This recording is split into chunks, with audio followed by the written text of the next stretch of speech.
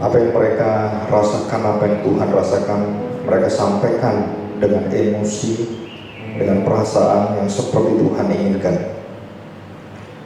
Dan setiap kali nabi-nabi itu melihat hasil dan melihat ke depan, maka nabi-nabi itu mengerti dan jelas mengenal hati bangsa Israel, bangsa pilihan Tuhan, yang cenderung dan tidak mungkin untuk bisa selama-lamanya mengikuti kehendak Tuhan, karena mereka terikat dengan suatu kuasa perbudakan dosa, satu ikatan batin yang terus ingin melepaskan diri dari perjanjian Tuhan, ingin bebas, ingin mengerjakan semau dan sekehendak diri sendiri.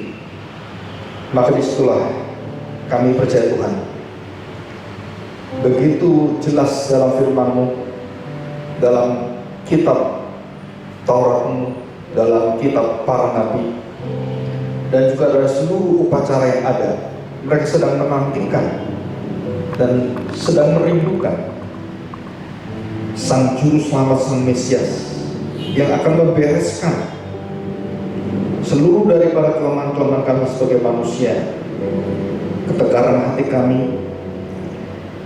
kebekuan daripada jiwa kami, kasih kami yang selalu menjadi dingin, dan iman kami yang terus-menerus di dalam kelemahan, penuh dengan kekhawatiran.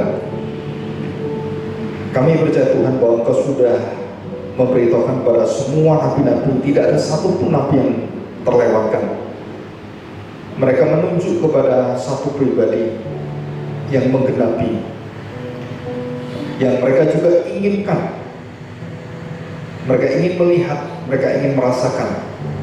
Walau dalam dunia roh, para nabi itu sungguh melihat kebesaran kejadian waktu anakmu Tuhan kami Yesus Kristus menjadi manusia, Allah yang menjadi manusia. Dan disitulah genap waktunya, dan seluruh sukacita yang ada di surga dan di dunia orang yang mati, orang-orang percaya, terjadi satu kemenangan yang besar. Dan para nabi itu juga melihat semua ini, dan orang-orang yang percaya pada Engkau dengan imannya juga melihat semua kejadian ini, karena semuanya dibukakan oleh Tuhan.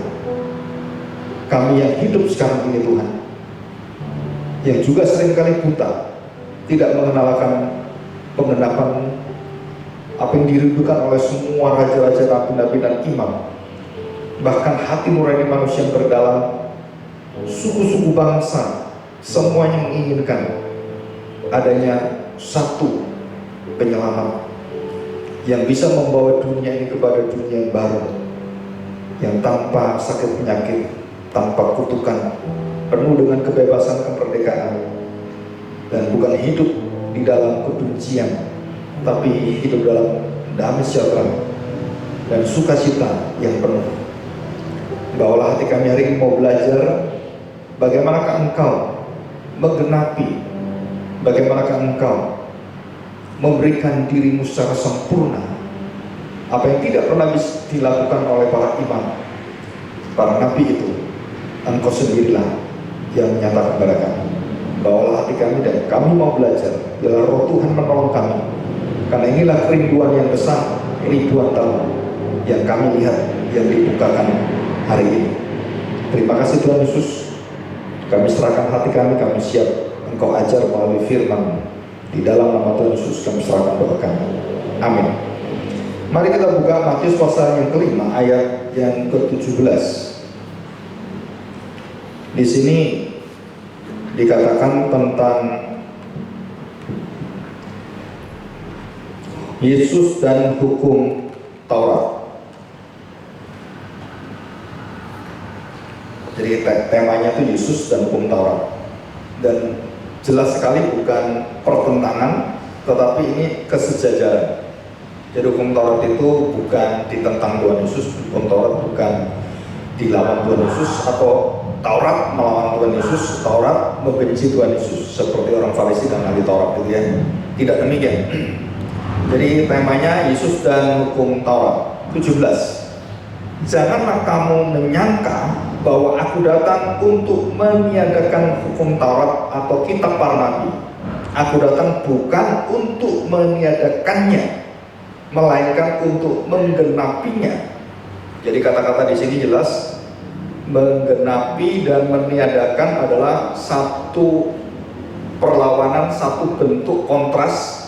Jadi bukan dipelihara oleh Tuhan, tetapi digenapi. Dan banyak orang menafsirkan hukum Taurat itu masih dipelihara oleh Tuhan, masih berlaku.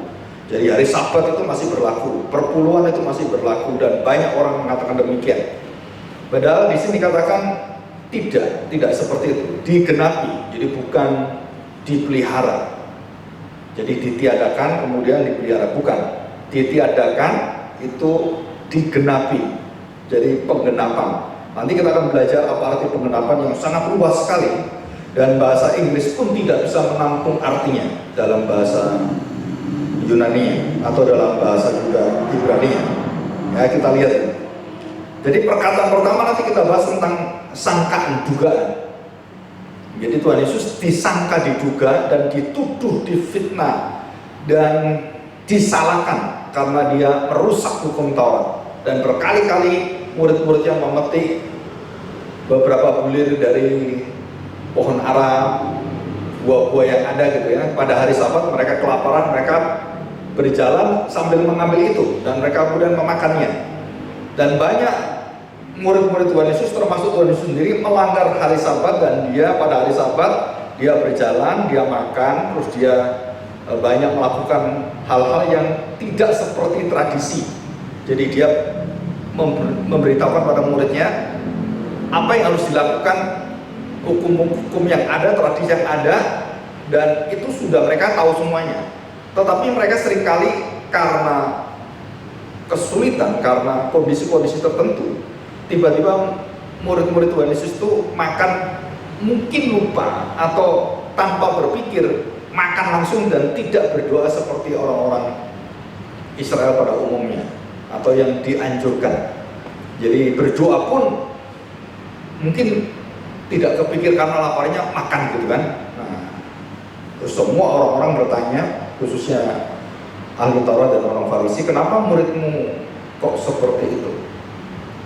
Kok nggak makan kok nggak berdoa, kok nggak cuci dulu, kok tiba-tiba makan, kan nggak boleh. Ya, dan banyak hal yang lainnya kalau kita selidiki baik-baik. Seluruh tuduhan kepada Tuhan Yesus waktu Tuhan Yesus menyembuhkan orang dan berkata kepada orang lumpuh 38 tahun di kolam Bethesda, bangunlah, angkatlah tilammu. Nah, angkatlah tilammu, kalau bangunlah itu masih nggak masalah. Begitu angkatlah tilammu, itu tidak diperbolehkan. 613 aturan hukum Taurat, salah satunya adalah tidak boleh mengangkat tilam. Ya, salah satunya. Tidak boleh mengangkat tilam, tidak boleh menyalakan lampu, tidak boleh banyak hal-hal itu, dan bisa sampai ribuan aturan tambahannya. Jadi itu yang mengikat bangsa Israel, yang dibuat oleh tradisi orang-orang Farisi dan ahli Taurat. Jadi bukan dibuat oleh Alkitab atau Perjanjian Lama. Perjanjian Lama cuma 613 aturan, tetapi itu dikembangkan sampai berjalan pun kiri kanan, kalau hari Sabat tidak boleh, tangan kita pun tidak boleh, bahkan nyentuh lift itu tekan nomornya aja nggak boleh di situ.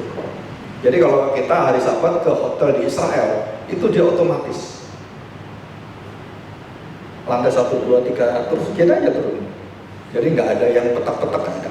Kenapa? Karena dilarang. Sampai hari ini berlaku, ya, sampai berlaku. Apalagi pandemi gini kan, jalan sendiri deh. Gitu. Jadi banyak aturan-aturan kalau kita bahas gak bisa habisnya. Dan kenapa Tuhan Yesus tanda petik kelihatannya membiarkan dan dengan sengaja itu memang dilakukan di depan mereka. Dan Tuhan Yesus melakukan mujizat, hampir mujizat yang dia lakukan semua pada hari Sabat. Kebanyakan di hari Sabat. Saudara perhatikan baik-baik di situ, ya. Oke, kita lanjutkan. Jadi dugaan ini saudara tahu. Jadi pikiran ini karena Tuhan Yesus dilihat sering melanggar dan melawan hukum Taurat.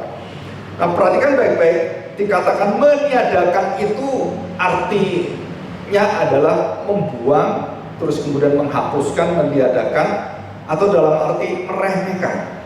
Nah, Tuhan Yesus tidak meremehkan, tidak meniadakan, ya, tetapi dia menggenapinya. Apa arti menggenapinya? Nah, kita akan bahas. Saya baca dulu ayat 18 sampai 20. Ya, demikian bunyi firman Tuhan. Karena aku berkata kepadamu, sesungguhnya selama belum lenyap langit dan bumi ini, satu iota atau satu titik pun tidak akan ditiadakan dari hukum Taurat sebelum semuanya terjadi. Jadi sebelum lenyap langit dan bumi, sebelum semuanya terjadi. Jadi ada dua. Jadi selama belum lenyap langit dan bumi, satu iota pun, satu titik pun tidak akan ditiadakan dari hukum Taurat sebelum semuanya terjadi. Ya, kita akan bahas ini. 19, karena itu siapa yang meniadakan salah satu perintah atau satu iota hukum Taurat sekalipun yang paling kecil, yang mengajarkannya kepada orang lain, ia akan menduduki tempat yang paling rendah di dalam kerajaan surga. Tetapi siapa yang melakukan dan mengajarkan segala perintah-perintah hukum Taurat, ia akan menduduki tempat yang tinggi di dalam kerajaan surga. Maka aku berkata kepadamu, jika hidup keagamaanmu tidak lebih benar dari hidup keagamaan ahli-ahli Taurat dan orang-orang Farisi, sesungguhnya kamu tidak akan masuk ke dalam kerajaan surga. Ya, jadi yang digenapi Tuhan itu apa? Nah, saya akan berikan ilustrasi dari sketsa. Coba kita lihat gambar sketsa paling bawah. Ya, pesawat terbang paling bawah. Nah, jadi sebelum ada pesawat terbang, ini maksud saya ini pesawat sungguh-sungguh, bukan foto ya. Kalau foto kan masuk foto, bukan sungguh-sungguh. Ini anggaplah ini yang sungguhnya. Nah, orang bikin sketsanya gini-gini, akhirnya jadilah pesawat ini. Ya. Jadi hukum Taurat itu sudah utuh memberitahukan Tuhan Yesus. Matinya bagaimana, nanti akan hidup bagaimana, salahnya bagaimana, dia harus 3 hari mati. Itu detail semuanya sudah lengkap. Jadi perjanjian lama itu lengkap. Kitab Taurat memberitakan tentang Kristus, kitab para nabi memberitakan Kristus, dan seluruh kitab nabi termasuk dalamnya Mazmur, Kidung Agung, dan Pengkhotbah semua. Meratapan, semua kitab syair. Itu jelas memberitahukan dan men-sketch tentang Kristus. Nah, kita lihat ini. Jadi kita lihat gambaran ini jelas sekali, dan lukisan yang ada tentang Gunung Bromo, soalnya anak-anak kecil lukis kan. Nah, orang melukis itu kan melukis apa yang dia lihat, terus kemudian dia lukis. Kalau sketch kan ada dalam angan-angan, dia sketsa, gitu kan. Terus terwujud menjadi aslinya pemandangan dan aslinya pesawat ini. Ya. Jadi sesuai. Oh, berarti ini sesuai dengan ini kenyataannya. Nah, inilah aslinya, inilah bentuknya, inilah wujudnya. Nah, itu arti digenapi itu. Jadi bukan, oh ini pesawat kurang sayapnya, terus ini ada sayap, bukan itu. Bukan kelengkapan, bukan. Karena Yesus tidak melengkapi dalam arti cuman kurang, bukan. Tapi Yesus mewujudkan semua yang ada di pesawat ini. Dan kalau kita lihat sketsa ini kan cuma luarnya. Dalamnya bagaimana, baling-balingnya gimana, terus kemudian mur-murnya, bautnya bagaimana, kita kan nggak tahu detail. Nah, kita kalau baca Alkitab, detail mur daunnya itu di situ semua. Tabernakelnya bagaimana, ini ukurannya bagaimana, itu detailnya. Dan wujudnya adalah pada Kristus. Dan ini yang dilihat oleh semua nabi, Abraham termasuk di dalamnya. Daud melihat Kristus. Dan jelas di Alkitab dikatakan, Daud melihat Kristus, Yesaya melihat Kristus. Jadi waktu Yesaya menuliskan yang diberitakan dengan Roh Tuhan, dan itu pun yang memberitakan, yang menyampaikan firman adalah firman itu sendiri Kristus. Jadi Kristus menceritakan pada Yesaya, tulis tentang aku, hamba, seorang hamba. Cirinya apa hamba itu? Dia menjelaskan dirinya sendiri kepada Yesaya, dan Yesaya menuliskan yang akan digenapi oleh Tuhan Yesus. Bentuknya seperti pesawat ini, terwujud semua, detailnya semua, apa dia mati di tempatnya orang yang terkutuk, di mana dia akan dibaringkan di tempat-tempat orang yang terhormat, itu ada semua. Itu arti digenapi. Ya. Jadi secara aplikasi dalam hidup kita, apa yang sudah Tuhan janjikan kepada kita, saudara-saudara percaya penuh, itu akan tergenapi semua. Jadi Yesus sudah menggenapi itu dan janji Dia kepada kita melalui seluruh hidupnya, jaminannya, saudara, itu juga menggenapi kita. Bukan hanya keselamatan yang Tuhan genapi dalam diri kita, seluruh hidup kita akan digenapi dengan kepenuhannya. Di situ, yang dikatakan menjadi garam dan terang, berbahagialah, itu semua adalah karakter Kristusmu. Dan itu digenapi oleh siapa? Oleh Dia. Dan kemudian, saudara, di dalam mencintai kepada sesama kita, mencintai Allah kepada Allah dan kepada sesama kita, itu Yesus yang mewujudkan. Kalau kamu sudah tidak bisa mencintai Allah, kamu tidak bisa mencintai manusia. Kalau Allah sudah mencintai kamu, maka kamu dicintai Allah untuk mencintai sesamamu. Di situ. Jadi Yesus menggenapi bagaimana? Dia memberikan kasih Allah kepada kita, dan melalui kasih Allah kita mengasihi sesama kita. Dan itu kegenapan hukum Taurat adalah hukum kasih kepada Allah dan kasih kepada sesama manusia. Loh Pak, masa Nabi-Nabi nggak bisa lakukan? Kan Nabi-Nabi bisa lakukan. Bisa sebagian. Dan Nabi-Nabi nggak ada yang sempurna. Dikatakan dalam Yakobus bahwa kamu satu saja aturan tidak kamu lakukan, kamu lengah, kamu merusak, melanggar semuanya. Jadi hukum Taurat adalah sempurna, menuntut kita sempurna. Bapakmu di surga sempurna, dan memberikan hukum itu sempurna. Terus siapa orang sempurna bisa lakukan? Nggak ada, ya memang nggak ada. Terus fungsinya apa? Menunjukkan kamu tidak sempurna. Kamu butuh yang sempurna. Jadi fungsi hukum Taurat menunjukkan pada kita supaya kita mencari Kristus yang sempurna. Jadi para nabi hukum Taurat itu menunjuk kemana? Menunjuk kepada wujudnya. Itu loh, kamu harus ke sana. Di situ. Ya. Ya, kita lihat sekarang. Nah, jadi hukum Taurat itu fungsinya apa, Pak? Yang pertama, hukum Taurat ada dan selama-lamanya ada, karena firman adalah inspirasi Allah, nafas Allah. Jadi hukum Taurat itu kan nafas Allah. Jadi sampai di surga hukum Taurat itu ada. Keberadaannya itu kekal hukum Taurat. Tapi berlakunya Taurat menunjuk kepada Kristus. Jadi nanti kita di surga, kita memberi persembahan nggak? Nggak perlu. Kita di surga memberikan pelayanan kita seperti perpuluhan gitu, perlu nggak? Nggak perlu, saudara. Kenapa? Karena sudah sempurna. Tuhan lakukan untuk kita. Jadi ngerti ini. Jadi menggenapi itu bukan kekurangan kemudian dilengkapi, terus ada yang perlu kemudian diservis, bukan. Tapi menggenapi itu adalah mewujudkan semua yang ada yang kamu inginkan dalam menabi yang memang dinubuatkan itu. Nah sekarang aku lakukan semua. Jadi Tuhan Yesus itu kalau diselidiki baik-baik, mulai dari lahirnya sampai matinya, sampai bangkitnya, sampai datang kedua, itu semua ada di Alkitab.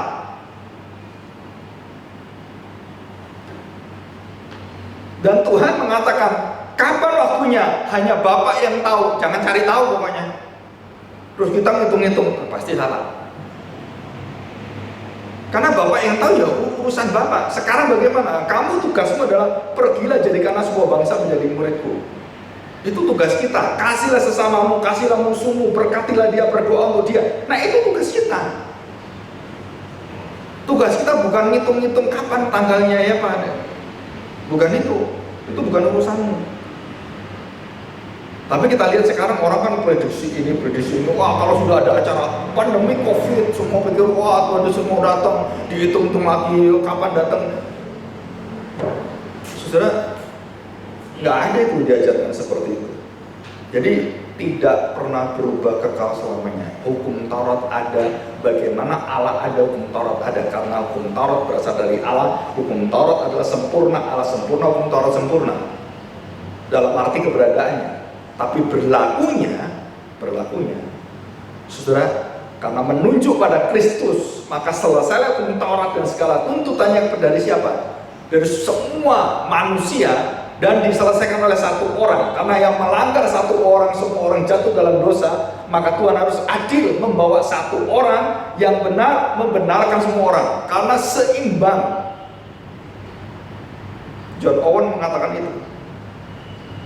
Karena satu orang berdosa, semua keturunan berdosa, maka Tuhan harus menyelamatkan dengan cara yang sama. Dengan satu orang, dibenarkanlah semua orang yang percaya kepada dia. Kan gitu kan? Jadi ini seimbang ini, manusia mati semua di dalam dosa.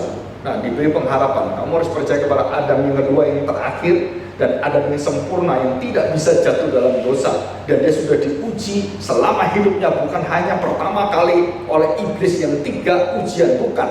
Dia diuji sepanjang hidup sampai dia di kayu salib.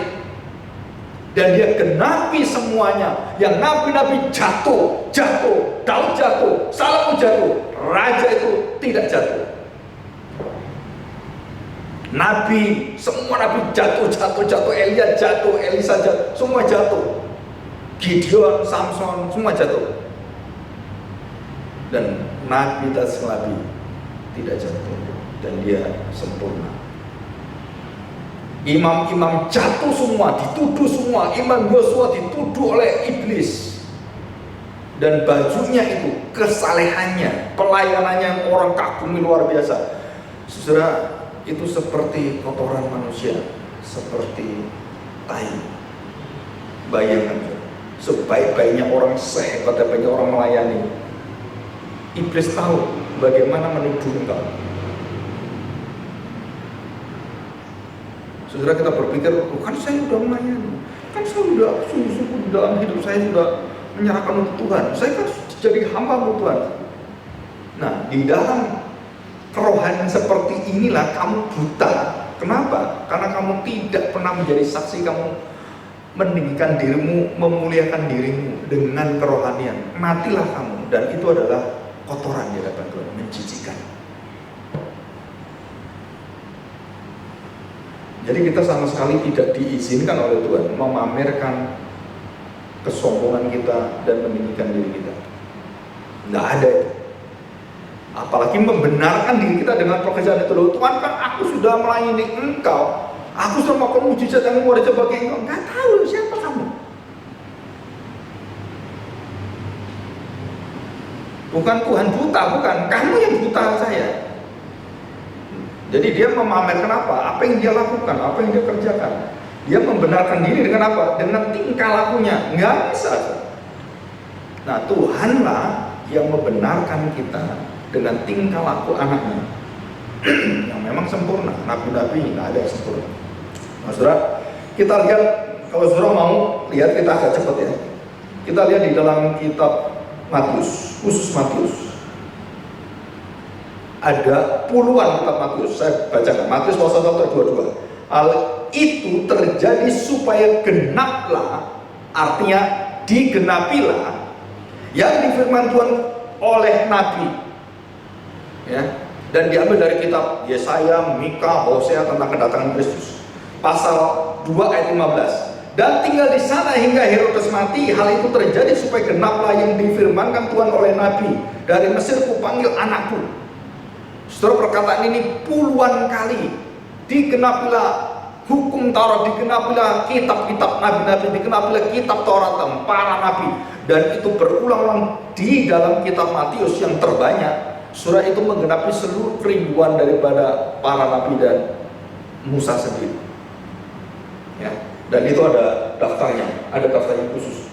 Itu di situ ada di slide-nya. Khusus 1 halaman ayat semua sampai ke kitab Wahyu. Sampai kitab Wahyu pasal 10 ayat 7, pasal 17 ayat 17. Nah, saudara, coba kita berpikir, kita belajar firman Tuhan dengan serius, dengan teliti, dan kita belajar ada kerinduan-kerinduan, ada rahasia-rahasia yang luar biasa. Jadi bayangkan, saudara, kalau sudah baca Alkitab, kita baca Alkitab berkali-kali, berpuluh-puluh kali, mungkin beratus kali. Kitab Matius, saudara akan menjumpai, menurut kitab suci, digenapilah, menurut ini digenapilah. Saya tanya, saudara, Itu artinya apa? Saudara, artinya bahwa Tuhan Yesuslah yang satu persatu secara garis besar itu, dan tidak dikatakan detail, enggak, tapi secara garis besar mulai dari Hosea, semua Mika, Amos, semua, dia itu yang merupakan sentral dan semua menunjuk menyesat pada dia. Nah itu artinya, itu arti digenapi, dijalani, dilakukan oleh dia, dan semua disempurnakan oleh dia. Nah baru dari sini kita kemudian membaca kitab yang ditulis Paulus, kitab Roma, kitab Galatia, baru kita tahu kenapa hukum Taurat itu berhenti, kenapa hukum Taurat tidak berlaku. Bukan keberadaannya, bukan adanya hukum Taurat, bukan, tapi fungsinya. Jadi sekarang kalau saya sudah pesawat tadi ya, coba kita ke pesawat.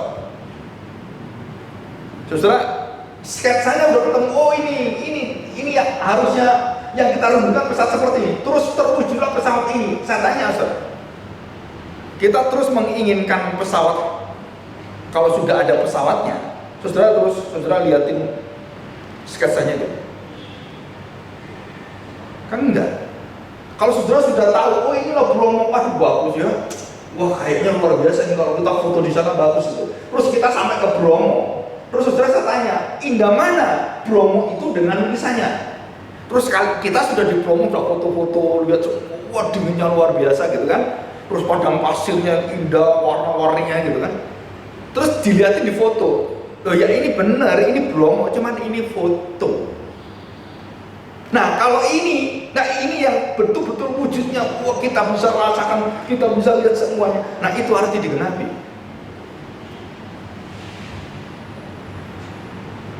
Jadi bisa dideskripsi, nggak bisa didefinisi. Tuhan Yesus menggenapi itu. Jadi bisa dirasakan, oh iya, ada seorang kawin karena Facebook. Banyak orang kawin karena Facebook. Berteman dengan Facebook. Nah kalau berteman di Facebook kan saudara pasti tahu kan fotonya dulu kan. Coba kasih saya foto ya. Terus akhirnya lihat, oh ya bagus ini fotonya. Jangan palsu aja gitu ya. Fotonya orang lain gitu, enggak, ini palsu. Terus kemudian, oke, kita setujuan dating melalui web gitu kan, melalui ya mungkin chatting melalui WA, melalui chat, melalui apa ini semua gitu kan. Terus akhirnya berketetapan hati, oke, kita berketetapan, kita sudah menginginkan satu pertemuan keindahan untuk apa? Kita mau menikahi, ya kan? Berarti foto-foto yang ada itu kan menjadi petunjuk melihat aslinya. Oh ini ada tai lalatnya di sini. Oh dia ada telinganya, ini ada cirinya sedikit yang laki-laki kayak Spock, ya Star Trek tahu ya, Mr. Spock itu kan. Yang oh ini kok aneh, ini bulat, ini kok wah ini ciri pacar saya yang akan kawin dengan saya. Dan ciri khas semua itu dia lihat semua. Terus apapun dia inginkan, hobinya dia tahu semuanya. Terus ketemu orangnya. Ini kan fotonya banyak, itu dikasih mungkin bisa ratusan, kalau pacar kan banyak foto. Betul ya? Foto aja kirim aja kan, rindu liatin foto udah seneng dia. Nah sekarang wujudnya ada, kita cek ini dengan fotonya, oh bener ya kamu, wah lebih bagus mana? Wah kamu jelek, bagus ini, terus kawin dengan foto, bang. Begitu lihat orangnya, waduh ini aslinya, aduh bisa dilihat, bisa dipeluk, bisa disayangi. Lalu ini nggak bisa apa-apa, nggak bisa bereaksi, nggak bisa berelasi. Taurat itu tidak bisa berelasi. Taurat itu tidak bisa menggenapi apa yang Tuhan inginkan dalam Taurat itu, karena Taurat menunjuk kepada ini loh pengantinnya, ini bayangannya, ini loh aslinya, ini loh wujudnya. Dan disitulah kita lihat, kita bisa melihat Kristus dan semua apa yang ada di dalam seluruh perjanjian lama, kita lihat satu persatu. Oh ini benar. Dan waktu kita menemukan Kristus, saya tanya saudara, saya tanya, berarti saya butuh lagi ini enggak? Enggak, dalam fungsinya sudah selesai. Jadi waktu Paulus mengatakan selesai hukum Taurat dan digenapi hukum Taurat, itu bukan keberadaannya dibuang, bukan saudara. Malah ini tetap ada. Kenapa? Ini adalah untuk mengecek ini. Sekarang fungsinya ada, selesai. Nah saya nggak butuh ini lagi nggak waktu kawin? Untuk mengkonfirmasi. bahwa ini sah, bahwa ini dari sini. Butuh lagi nggak? Kalau udah kawan selesai gitu.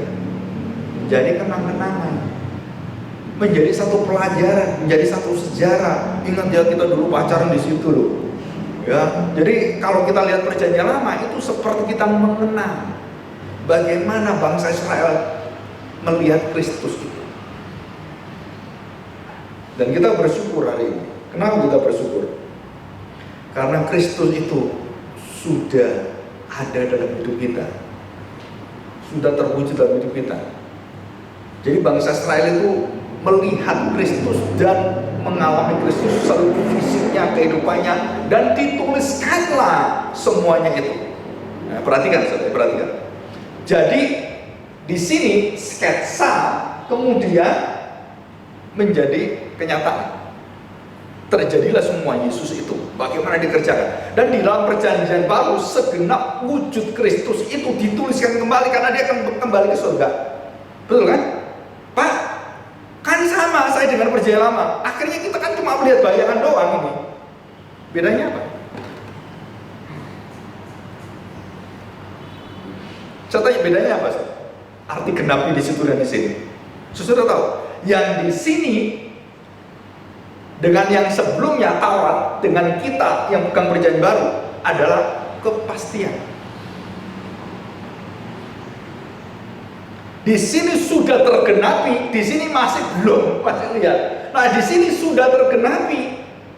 Jadi saya melangkah dalam hidup saya, melangkah di dalam hukum kasih Kristus itu. Maka saya tidak seperti yang ini menantikan di situ, enggak. Saya membawa Kristus. Bukan membawa foto lagi, bukan.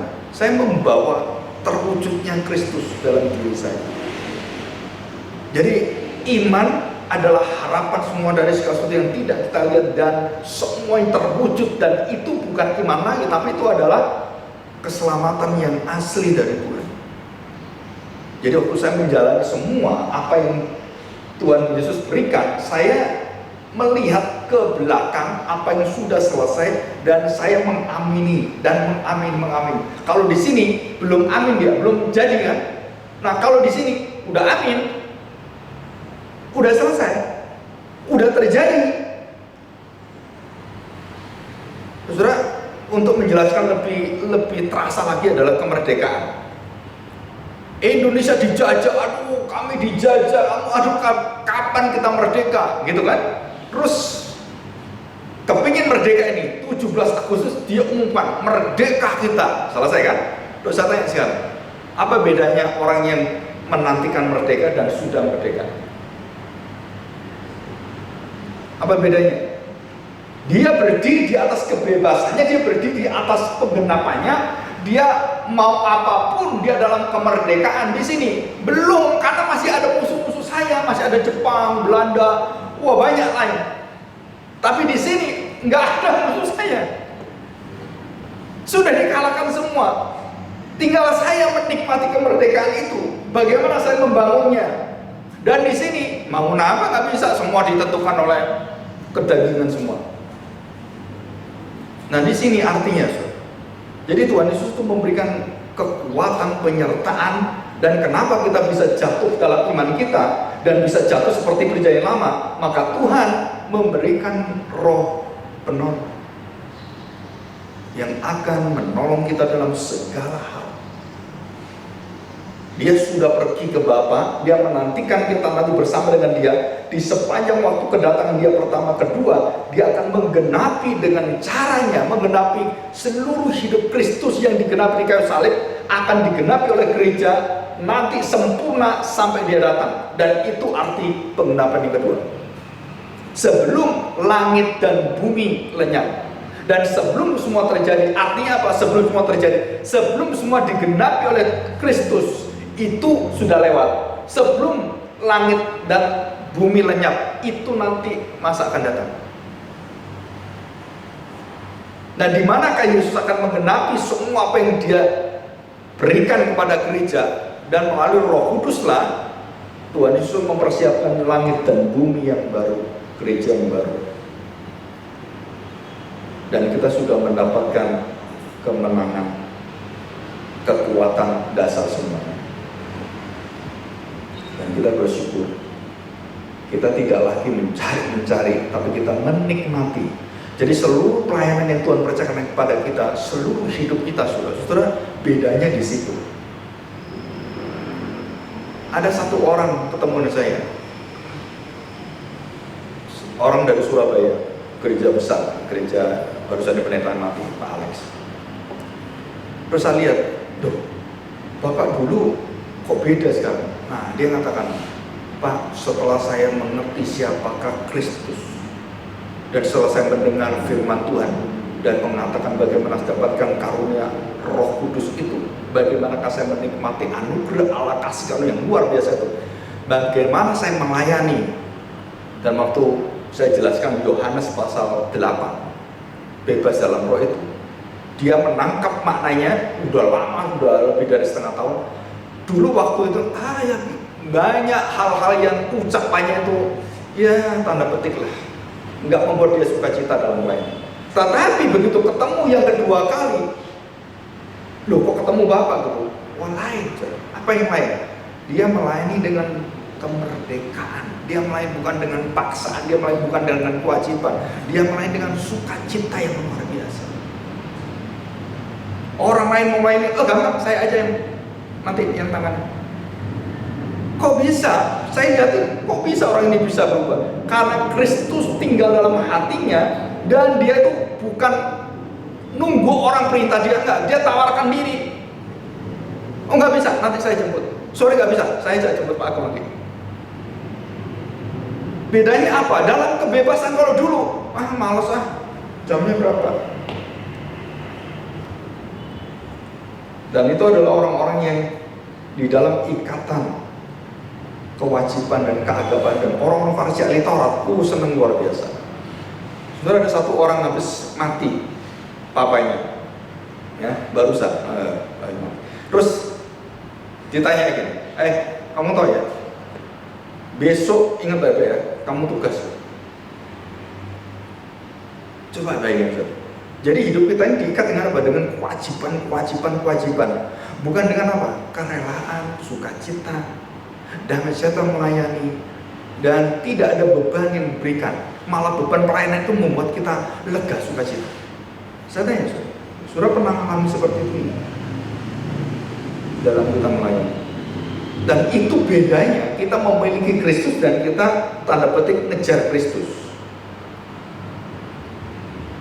Saudara, dan semangat itulah, semangat kuasa Roh Kudus itulah yang kita lihat di gereja-gereja bawah tanah di China, di Rusia, dan gereja bawah tanah di Indonesia yang orang-orang dari seberang yang sekarang mati-matian, dan mereka penuh dengan sukacita. Walaupun mereka menderita luar biasa, mereka penuh dengan sukacita. Kok bisa, Pak? Dan di situ kita lihat ada roh kemerdekaan, ada hukum Kristus yang nanti kita akan bahas secara khusus. Dan ada satu sukacita di atas segala keterbatasan dan kemalasan itu, kemudian ikatan-ikatan. Dan kita lihat, kita ada semangat yang bangkit. Kok bisa seperti ini? Karena firman Tuhan menginspirasi Yesus menghidupkan semua dalam diri. Dan saya melihat orang-orang, kenapa sih kalau sampai tua mau mati tetap semangat, kayak Pak Stephen Tong, sampai mau mati tetap, wah kenapa? Karena dia rohnya naik. Kalau roh kuda, roh babi gitu kan, yang itu malasnya luar biasa. Kalau dia rohnya, itu rohnya Roh Kudus, sampai mau mati tetap aja, habis operasi tetap aja habis sakit. Kenapa? Karena rohnya itu nggak dibatasi dengan tubuhnya dan sakit penyakit. Dan itu saudara mengalami kemenangan sebelum masuk surga, mengalami sukacita surgawi yang kekal hari ini. Dan itu luar biasa. Ya, mari kita masuk dalam doa. Bapa, kami sangat bersyukur jika kami melihat penggenapan dalam seluruh perjanjian lama. Tuntutan-tuntutan yang tidak mungkin dilakukan oleh manusia, karena kami kehilangan kemuliaan, kami terus melanggar seluruh hukum-hukum, dan kami tidak bisa sempurna, apalagi Tuhan, di dalam kekudusan. Karena disitulah kami melihat bangsa Israel, umat-Mu yang Kau pilih. Engkau minta untuk mempersembahkan korban persembahan, untuk menyempurnakan mereka dan menebus mereka, menutupi dosa-dosa mereka. Mereka rindu supaya mereka mengalami satu kemenangan dan tidak lagi melakukan itu semuanya. Tetapi mereka tidak bisa, karena Kristuslah yang bisa melakukan, Kristus yang bisa menggenapinya. Dan mereka merindukan Sang Mesias itu. Tetapi sayang, mereka menolak Sang Mesias, mereka membunuh Engkau, membinasakan di kayu salib. Dan sungguh Tuhan, kalau tidak terjadi demikian, tidak genaplah firman-Mu, maka kami sebagai orang-orang yang di luar daripada perjanjian Tuhan tidak pernah mendapatkan kesempatan yang indah bergabung dalam satu pohon kebenaran. Tetapi disinilah kami melihat ada kemenangan yang Kau berikan kepada kami. Terima kasih Tuhan. Bawalah setiap hati kami. Jika kami melayani dengan hukum dunia ini, dengan hukum daging kami, maka kami percaya kami semakin terpuruk, kami semakin banyak berbuat dosa. Tapi jika kami bersama dengan Engkau, maka disitulah Tuhan, pelayanan kami menunjukkan pengampunan Tuhan, pelayanan kami menunjukkan pembebasan kami, pelayanan kami menunjukkan bukan tekanan, tetapi satu kemenangan. Pelayanan kami adalah pelayanan yang membawa dalam hati kami menikmati sukacita yang besar dari Tuhan. Bapa, kami bersyukur jika roh ini sudah membangkitkan roh kami akan mengalami sukacita, kegembiraan yang luar biasa dari Engkau. Terima kasih Bapa. Kami serahkan hati kami di dalam nama Tuhan kami Yesus. Kami bersyukur dengan pengenapan. Amin. Saya serahkan kepada Tuhan.